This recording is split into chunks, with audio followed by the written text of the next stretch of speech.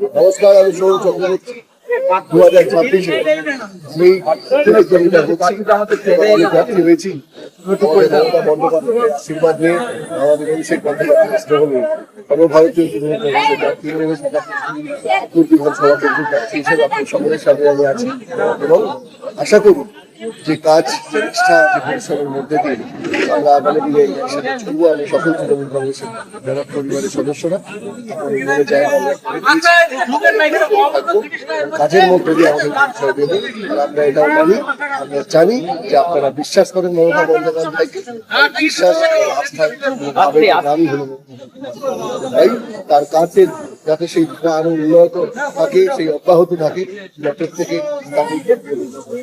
সকলের থেকে আশীর্বাদ করবে।